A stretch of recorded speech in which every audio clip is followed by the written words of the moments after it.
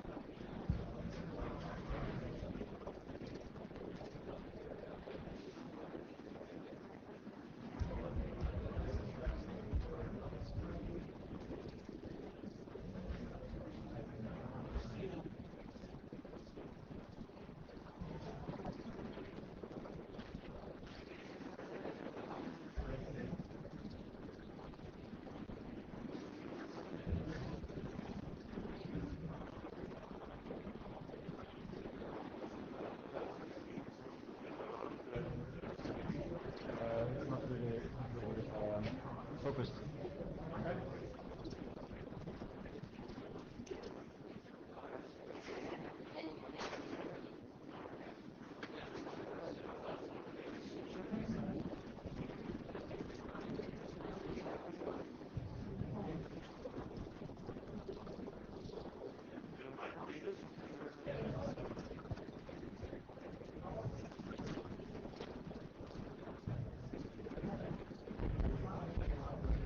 So, this is the AQM meeting. If you do not want to be here, it's now the last chance to leave the room. Everybody else will be locked in for the next hour.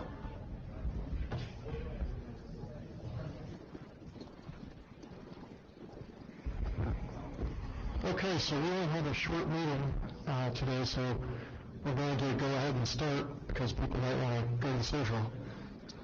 So, you want to show the note well? So this is the note well. It's in force in this meeting. Go ahead. So on the light sounds terrible. On the agenda today we have some chair slides. We're going to talk about last column documents. Is that to it? You still hear me? Okay, good. Sorry about that. How about now? Okay, I'll just... then there's going to be a talk on the evaluation guidelines or characterization guidelines, as the case may be, econ benefits, and quick coddle status. So the recommendations draft is the one thing that we've been pretty close to finishing up now. All the IESG ballots are green, and I believe Martin is working with the Gen Art reviewer, Ellen Davies, right, on making sure his comments are all taken care of.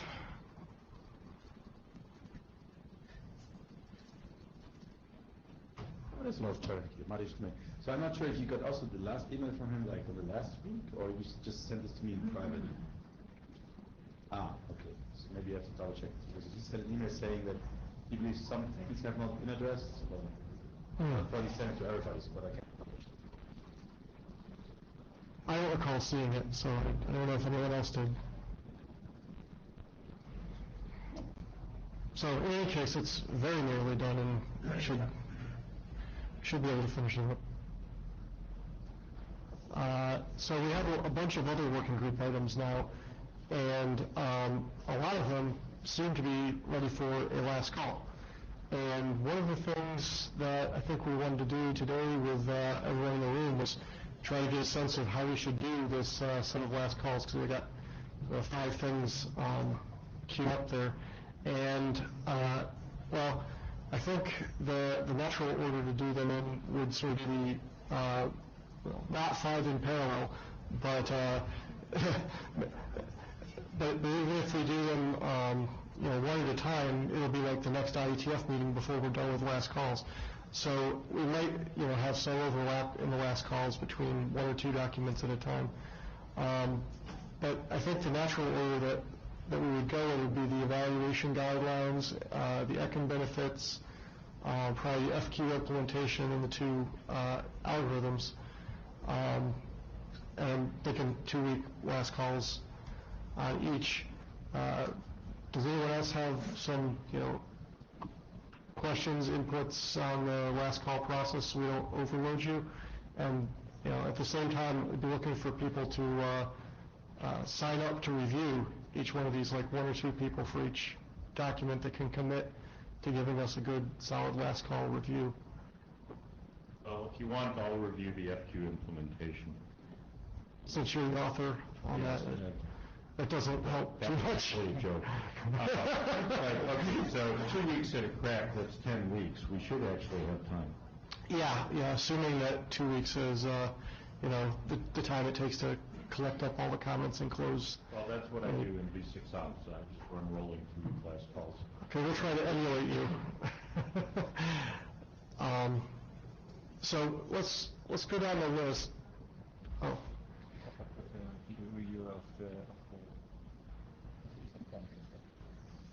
Yeah, so let's go down the list and try to find a couple of names for each document. So is the ECM benefits one first on the list? Evaluation guide. Evaluation guidelines, okay. So can we get somebody to tell us that they're willing to review this so that can be... So ECM benefits, or you're pointed at guidance? Either one.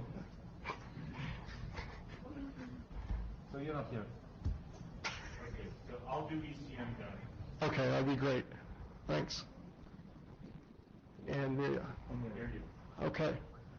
So how about evaluation guidelines? Someone willing to commit to looking at that and making a detailed review and setting some comments? Jim, how about you?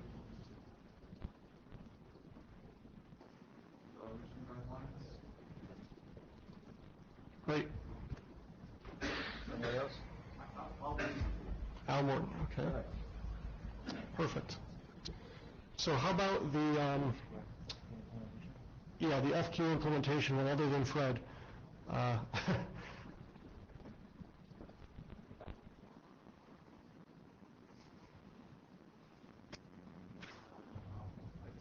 Andrew will? Okay, good. Anybody else? Anybody else for FQ implementation that we can count on? No. Okay, that might be okay. So how about the pi algorithm?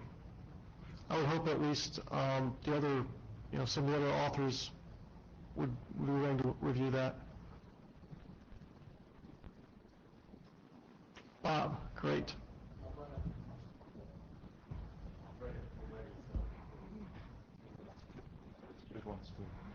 Stuart? Perfect. Okay.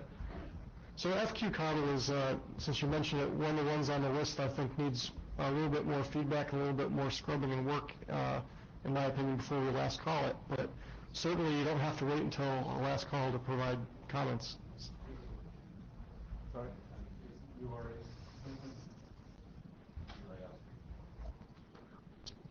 So can we get anyone else for Pi and Connell? I'll take a look at that. Perfect.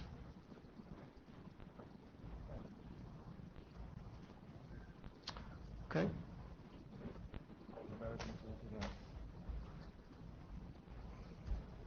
So I think this is good. Now we have your names recorded, and and we will use that against you. So. Yeah.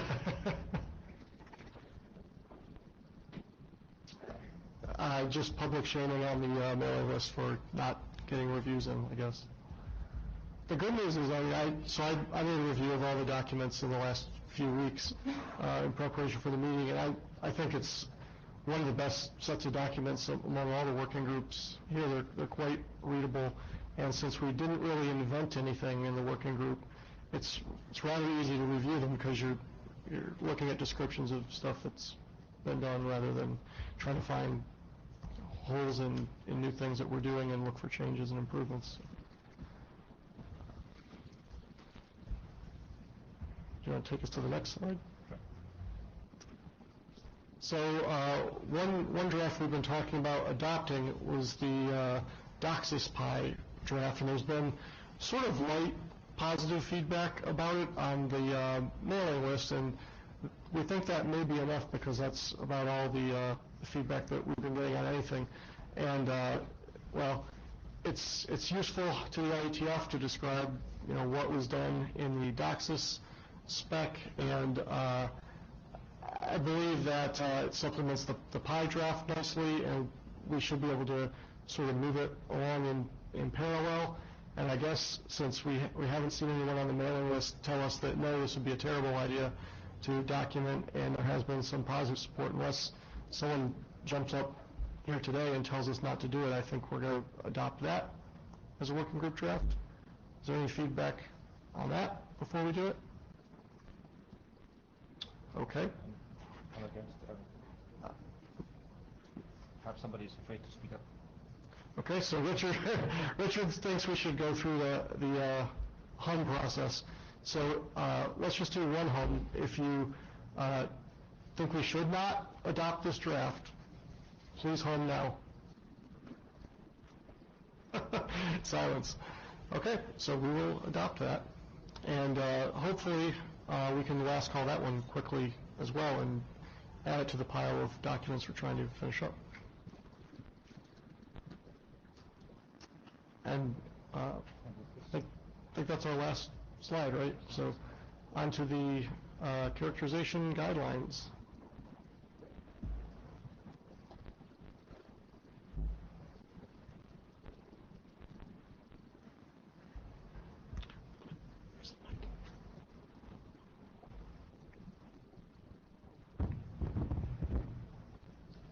Okay, so this is about an update on the AQM characterization guidelines draft. So next, please. We have had some feedback in the IETF in Honolulu, and also we've got on the version 0, we've got some feedback on full review from Alfred, then some comments on the version 1 from Wolfram, and then we submitted the version 2 just the 9th March. And 2 revisions are submitted, 1 and 2, based on these feedbacks that we've got in the IETF. So they're mainly editorial work and minor fixes, but the main thing is that we've provided more clarity in the definition of the end-to-end metrics that are being defined in the draft. So they are right now they come up with a definition: what is good put, what is loss, what is jitter. So and they are citing other RFCs, and also that we have more clarity on how to report the data related to the end-to-end metric, the evaluation of the end-to-end metrics. Also, previously, the way that the draft was written, it was like that there were a lot of musts that you should, if you want to test AQM, you must do this, you must do that. So we kind of gave a little bit of more liberty to the testers to actually come up with their own scenarios and being more of a guideline rather than an evaluation suite. And also there was one thing that in the last IETF we talked about. It was about how to actually quantify different congestion levels. So here we kind of try to come up with a more precise classification of different congestion levels for testing. And also there is an encouragement in the draft on to try to gather queue level metrics, the data related to the queue level metrics, whenever it's possible. So if you have a hardware that gives you the queue size and you can get it from the hardware, and if its impact on the AQM mechanism itself is negligible, then the draft encourages of collecting those data or number of ECN marks or whatever in the middle boxes, so whenever it's possible. Then it kind of has, the new draft, it kind of has this mindset of real-life testing things on real systems. Previously, it was written more with the mindset of simulation-based things. So, next. So, with regards to the metrics and their data measurements, we've defined a set of metrics that needs that their data needs to be collected. So previously, the draft was saying that you actually can choose what metrics you want to report on. So right now, the way it's written is that it actually says that you should actually report the maximum number of metrics that you can report on, and they are relevant to the context of the evaluation and to the scenario that you're evaluating. So the maximum number is like a maximalistic approach, but it's not necessarily all metrics. It depends on the context of the evaluation. And also that the evaluations should be based on the end-to-end metrics. It's good to gather the data related to the Q-level metrics, but the main layout of the evaluations should be based on the gathering data from the end-to-end point of view. And also based on the RFCs, how to measure the packet loss in the system. So we've got two methods on how to measure the packet loss, whether you assume that a packet would arrive within a certain delay bound based on the RFC 2680, and if it doesn't, then you assume that it's lost. Or based on the RFC 2544, you actually count all the packets sent, and you count all the non-duplicated packets received, and then you measure what was lost. Then there are definitions of good put, one-way delay, and jitter. They're already embedded into the text. And we came up with recommendations on how, so there are a set of time intervals. If you're going to report good put over time, how are you going to do it? Different people may measure good put per different time intervals. So here it provides certain recommendations. For example, every multiple RTT you need to report a good put, but then it suggests that you pick a minimum 10 RTT or higher to actually as a measurement interval. For the delay samples, it's preferable to do it on a per packet pair or per packet if you can actually have a very fine-grained distribution of delay, or at minimum 10 samples per RTT. And all these things that a tester goes through should be must be disclosed and should be exactly same for all the evaluations that a specific tester is doing for the comparison of different AQM mechanisms. Next, please.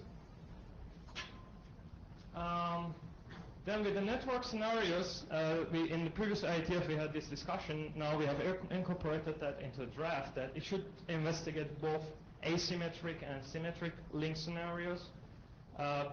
With regards to the asymmetric link scenarios, it should investigate the bidirectional traffic.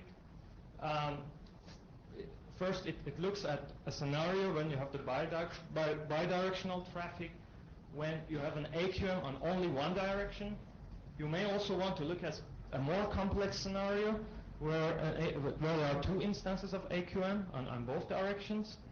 And then you want to also look at the impact of the TCP ACK drops by AQM. How is it going to affect the TCP's clocking mechanism?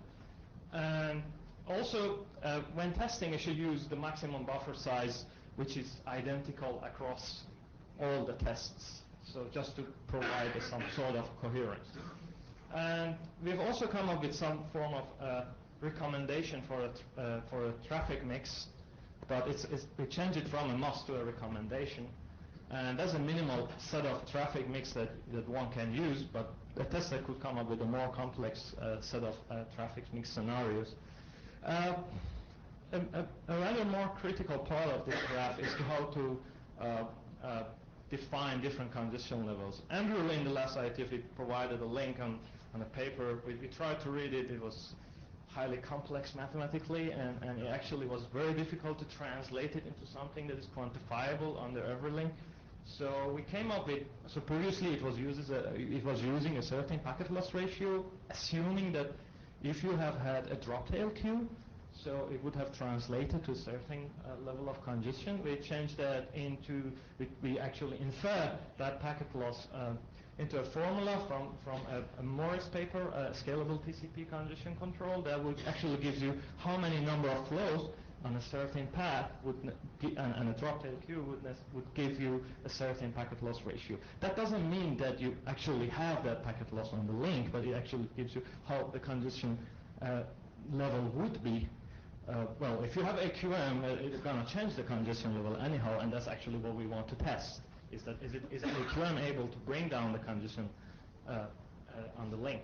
So previously it was using actually very high percentage ratios for defining what is mild, what is medium, and what is heavy congestion. So we reduce it 10 times less, so to make it more realistic in the version number 2. Next please. And at last, I hope it's the slides. Okay. So there was also another talk about that AQM should support ECN. So in the current version, the AQMs should support ECN, all AQMs, and the testers must discuss and describe the support of ECN in the proposal that they are testing. That's all. Are there any comments, questions, concerns?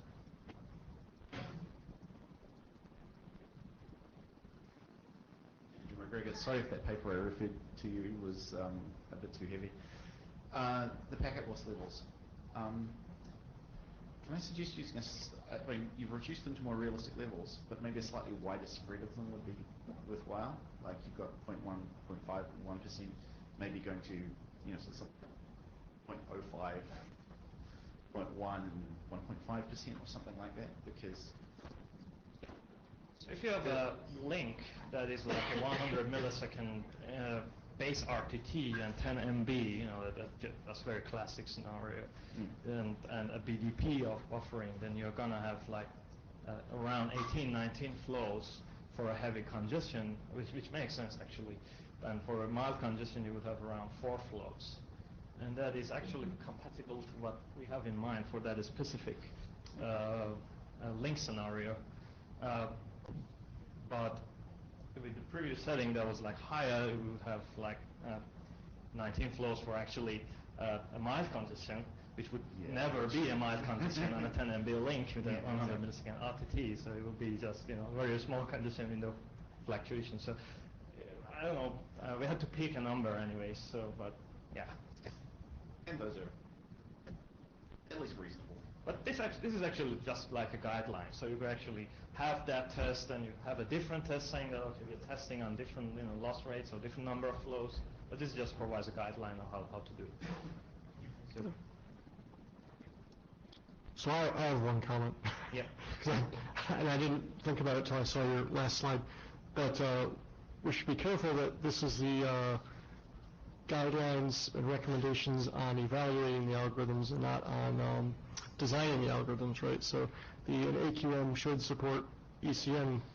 I don't know if that's really what we want to say, but we want to say that the tests and evaluations of AQM should enable ECN and provide the results. Right? Yes, but I mean the designer should probably have this in But that was the point of that was the document that is trying to go over the RFC editor queue right now on designing algorithms, right? Whether I can volunteer to read through and see how that wording can perhaps be tweaked to separate out the evaluation criteria from the recommendations to the designers. Yeah, I don't think it's a big deal, but...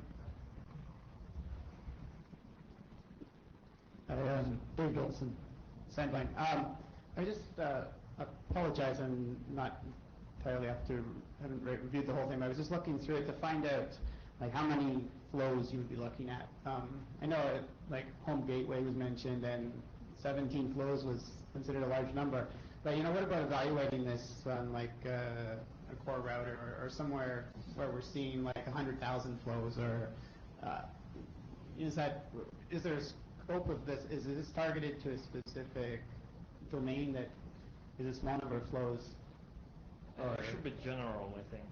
But I haven't actually sit down and calculated for 100,000 flows what would For general, it would be, but to recommend a general purpose algorithm, you'd want to see if it works in the different cases or what the different parameterizations. so that one wasn't about algorithms, but more about different congestion levels, and what is a congestion level is kind of a fuzzy definition, so we could translate it into different things, and we had to kind of come up with a way of how to produce rather like a fuzzy kind of mild, medium, and heavy congestion level. So I mean, I don't know how better this can be done or what way, but I mean, if you have a reference or anything that can help, then we are very happy to incorporate that. So is it up to the tester to choose a number of flows that for their case and apply these guidelines to Yes, that? of course. Yeah, could have been kind of on the same point. I've just looked on the draft and tried to figure out how many flows are you using, and you do this correctly that you define your congestion level as like the amount of loss you would see if you would use a droplet queue instead in the same scenario, basically, right? But that's really confusing for me. It's because like for me, as you say correctly, the congestion level depends on the AQM you're using, itself. and so this is like it I mean, doesn't really go well in my head. So why don't you just remove it? Why don't you just say like we have heavy load, we use a large number of flows, and we just make up a number because it's not that important which number we have. It's just a large number, and then we have a medium number and we have a small number. Yeah, that will be scenario dependent. An example. Does it like have to be? We want to test an AQM over different ranges of number of flows. So Yeah, but that's what you should say. on Test the AQM over a different number of ranges of flows, and that's the range you should apply. And the minimum of tests you should do is like using 2 flows, 5 flows, and 100 flows. I don't know. Come up with some numbers. That makes things much easier. Michael Abramson. So I'm seeing some specs from typical low power home routers, and they're typically spec for like 1,000 or 2,000 flows in the NAT table. So I would say that puts somewhat of an upper bound on but I think we at least need to do hundreds of flows. This is about more like an active flows in the queue. The ones not. I'm not sure if you have 100 active flows. Yes, I mean, if you fire up a BitTorrent client, it's going to do 100. Yeah. So, and this is a very typical use case for someone within 1 megabit. So I think it should be evaluated with that number of flows. Actually, my understanding, excuse me, Matt Michaels, my understanding is that BitTorrent, although opens a lot of connections, most of them are idle most of the time. But anyhow, I have a draft called Model-Based Metrics before the IPPM working group, which actually touches on a lot of these same issues. And it's not be too, I don't know what the agenda is like now. Is there space in our agenda? This should be presented there. It's tight. Okay. It's Friday. It's Friday. But because there's actually a lot of overlap between stuff that the IPPM working group is doing and this specific document. Yeah, and I think the IPPM stuff is a little more tightly defined. This is a little more recommendation. It's not as tight of a specification, so maybe we need to build some links to IPPM material for more precise descriptions. There's a wide gray area in some of the documents. Sure. Brian Trammell, IDPM chair hat on. Actually, I wanted to point at Al and ask if the review you're doing of this document is also a PMD review. Because this, I don't know if the script caught this, but this desperately needs a PMD review. Yes, and maybe the script is going on. Not pumping out. Okay. I was wondering why I hadn't seen one of those for a while. Right. Okay, yeah, so I don't think we necessarily need to define all of these metrics with the rigor that we've defined, for example, 2680. I think that would probably, for just these evaluation guidelines, that would probably be a waste of effort. I do think that we need to have sort of wider review of the, from outside the AQM room on the fact that you are sort of defining new performance metrics, and that those performance metrics will be used not to make operational decisions, but to make strategic decisions. Yeah, I think it would be, another way of saying it would be, we're defining what some tests and things that you might look at in trying to come up with performance metrics would be, but I think we're, I don't know what your opinion would be, but I think we're pretty far from defining specific metrics in the way that I think IPPM... actually, in parts of the draft, it actually uses the IPPM metrics. Yeah. Yeah. So the basic loss and delay stuff is straight from IPPM. But just looking at and I have taken a quick look at the past. You know what? I should probably sit down and finish reading the draft and then come back. You can submit a review, Brian, so we can add Brian's name to the list of reviewers on this one.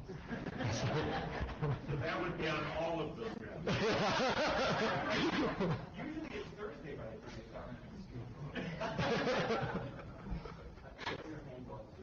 Yeah, my hand went up.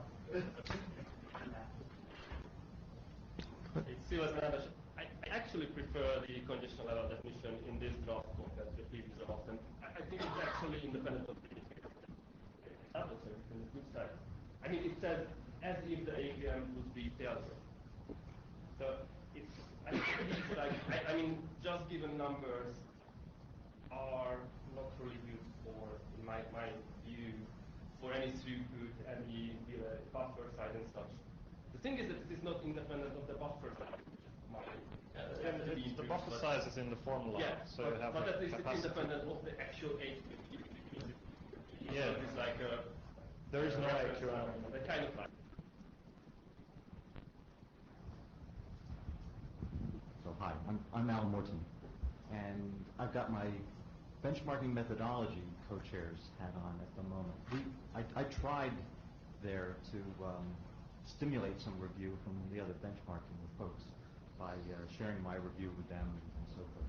It hasn't been successful, but I would say there's as much overlap between this work and IPPM as there is with benchmarking methodology. So maybe we can try one more time to get some folks from BMWG to review this as well. The other comment I would make, which is on the previous slide, if you wouldn't mind just flipping back there, Wes, or Richard, thank you. Yes, traffic mix. So at least for the UDP stateless stuff, we have an RFC, the number escapes me, but it's the iMix genome, which can help here. This provides repeatability if you use different mixes, we think. At least it's our best shot at repeatability. But the answer is when we test with more than one packet size, repeatability between test labs gets a little it goes a little gray. Just something to keep in mind.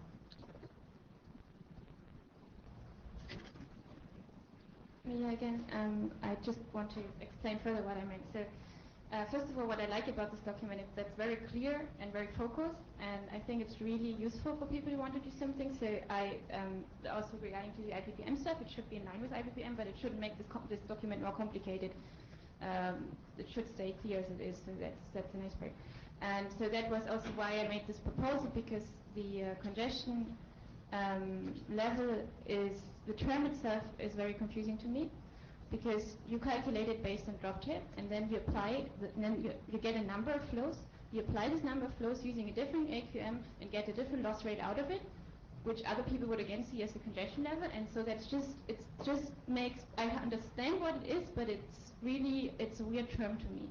And I also don't think that it's needed. So of course, using over different bandwidth delay products, using the same number of flows will lead to what you call different congestion levels. But I also think it doesn't matter to have always the same congestion level. It's okay if you just test a small number of flows, a medium number of flows, and a maximum number of flows. So the idea behind this was that if you've got tester A and tester B testing two different AQMs and they're using different number of flows and different links, then you want them to actually be using the same number of flows. You put the graphs in front of each other and start comparing. So, yes, that's so why for I say certain network path characteristics. So basically what we're talking about is you have a scenario, you have a certain delay, you have a certain bandwidth, right? You have, let's say, certain buffer. A certain buffer. So you have 100 milliseconds end-to-end delay, 10 Mbit link, and then you calculate the numbers of flows, and that's in this case 10. now you take the same, and you have a different scenario, you have a smaller bandwidth. So the number you will calculate is 5, like half the bandwidth, so it's 5 instead of 10. Yes. What is important is that you compare the algorithms in these scenarios, like you have 10 megabits per second, 10 megabits per second, 100 milliseconds, and 10 flows, and then you compare all the APMs, and then in the next scenario, it doesn't actually